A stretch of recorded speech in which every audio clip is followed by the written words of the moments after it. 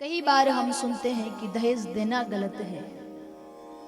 महापुरुष कहते हैं कि दहेज देना गलत नहीं है, दहेज मांगना गलत है। अगर पिता सामर्थ्यवान है, अगर पिता के पास खूब धन है, पिता अपनी स्वेच्छा से अपनी बेटी को देना चाहता है तो जरूर देना चाहिए। वो दहेज अपराध नहीं है जो पिता ने अपनी स्वेच्छा से दिया हो। अपराध क्या है? जो जबरदस्ती करके एक बेटी के गरीब पिता से लिया गया हो।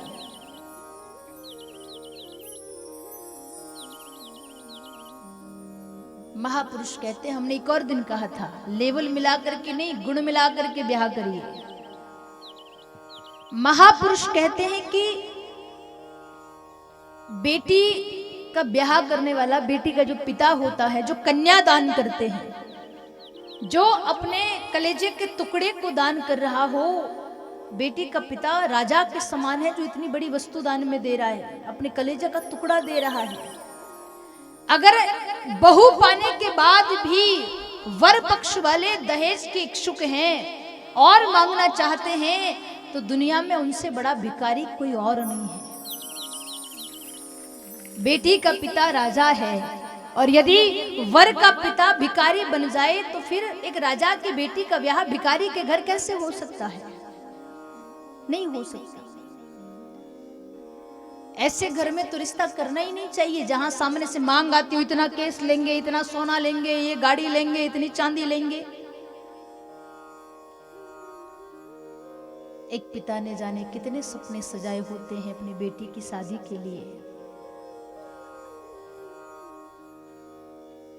वो जैसे कर रहे हैं ब्याह, जितना दे पा रहे हैं, उनकी सामर्थ्यता है, उसको स्वीकार करिए।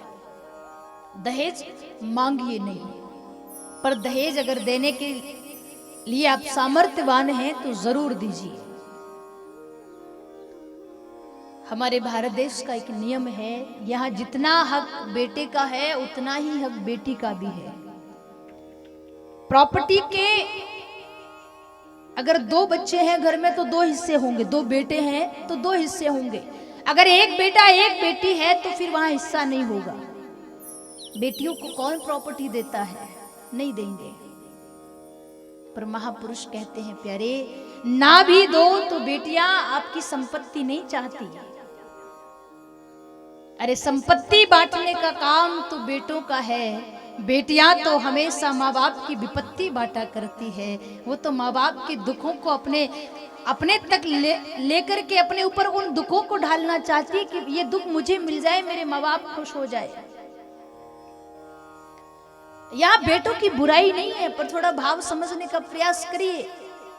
घर में माँ बीमार है, जिस घर में माँ बीमार है वहां बेटा भी रहता है, उतना फर्क बेटा बहू को नहीं पड़ेगा जितना ससुराल में बैठी हुई उस बेटी को पता चलेगा।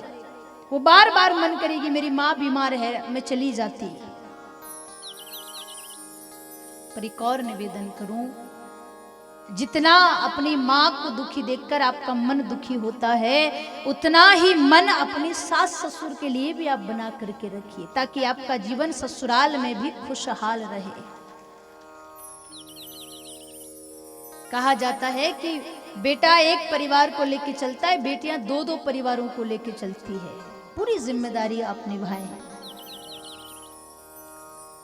ऐसा नियम है कि जब बेटी का ब्याह हो जाता है तो बेटी पराई हो जाती है। छोटी होती है तो कई बार ये सुनने में आ जाता है, अरे वो तो पराया धन है, उसके लिए क्या इतना खर्चा करना, वो तो पराया धन है। ससुराल गई तो वहां भी यही ताना मिलेगा, अरे वो तो पराये घर से आई हुई है, वो क्या जाने हमारे घर को। महापुरुष कहते हैं, प्यारे, जिस दिन बेटी का कन्यादान होता है उस दिन वो पराई नहीं होती है। उस दिन वो अपने मन की धारणा ऐसी बना लेती कि अब मैं पराई हो गई हूं। आप अपने घर में इस बात का अनुभव करिए कि जब तक बेटे का ब्याह नहीं होगा, आपकी बेटी छोटी छोटी बात के लिए आपसे लड़ेगी, मुझे ये भी चाहिए, मुझे वो भी चाहिए, मुझे कपड़े भी चाहिए, सब कुछ चाहिए। अगर आपका बेटा कपड़े लाएगा तो वो भी जिद करेगी, इसने लिए मैं भी लूंगी। उसका ब्याह कर दो और ब्याह के 4 दिन बाद ही आपका बेटा भले कितनी बड़ी वस्तु खरीद के ले आएगा, वो दूर बैठी हुई देखती रहेगी, पर ये नहीं कहेगी कि ये लाया है तो मुझे भी चाहिए, क्योंकि वो समझ गई है कि मेरा जो था मेरे पिता ने दे करके मुझे विदा कर दिया, अब यहां मेरा अपना कुछ नहीं है। और एक बेटी उस दिन पराई नहीं होती जिस दिन कन्यादान होता है। बेटी उस दिन पराई नजर आती है जिस दिन उसके माँ बाप दुनिया से चले जाते हैं। एक बेटी तब पराई होती है जब उसके माँ बाप नहीं होते हैं।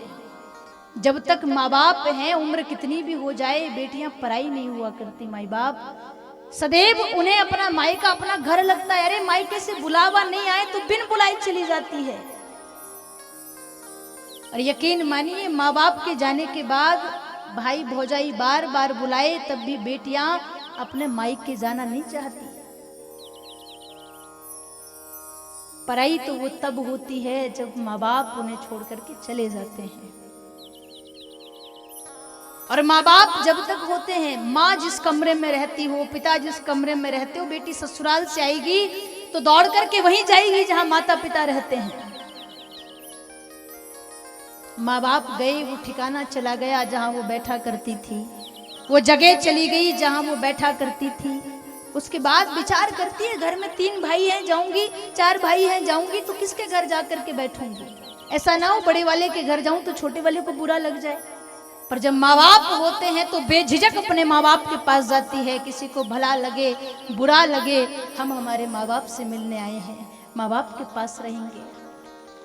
माँ बाप के जाने के बाद जब बेटियां ससुराल से आती है, उस दिन वो पराई लगती है। जिस दिन बेटी आई हो, माँ घर में नहीं है, पिता नहीं है, उसकी भाभी ने जहां आसन बिछा दिया वो वहीं बैठ गई, तब देखिएगा कि आज ये पराई हुई है।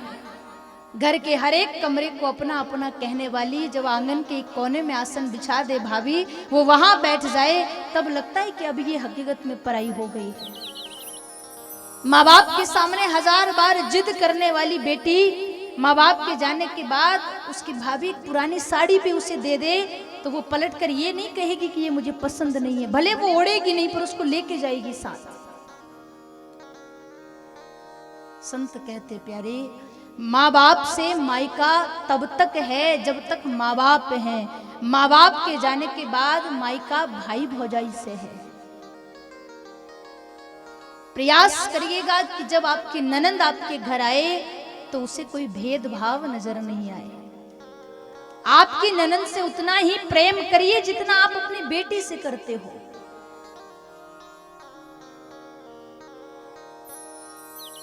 यकीन मानिए, जब माँ बाप दुनिया से चले जाए ना, अगर एक बहन को अपने भाई की याद भी आती हो तो वो बार बार मायके नहीं जाएगी।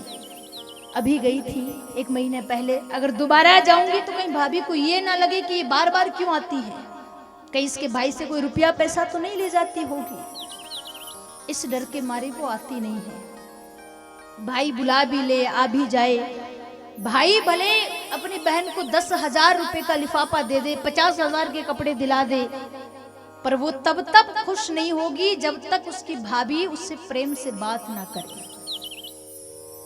भाई से भी ज्यादा भाभियों से मायका होता है। तो आपसे निवेदन करूं, जब भी आपकी ननंद घर आए तो कोई भेदभाव मत रखिए। हम ये नहीं कहते कि आप उन्हें महंगी ड्रेस दिलाइए, नहीं दिला सकते कोई बात नहीं, सामर्थ्यवान नहीं है कोई बात नहीं। और बहन बेटियां कभी किसी का लेने नहीं आती है प्यारे। अरे आप उनसे प्रेम से 2 बात करिए और वो आपको हजारों दुआएं दे करके जाएगी, हजारों बार आशीर्वाद दे करके जाएगी। अगर दे सकते हैं तो बेटियों को दे, नहीं दे सकते हैं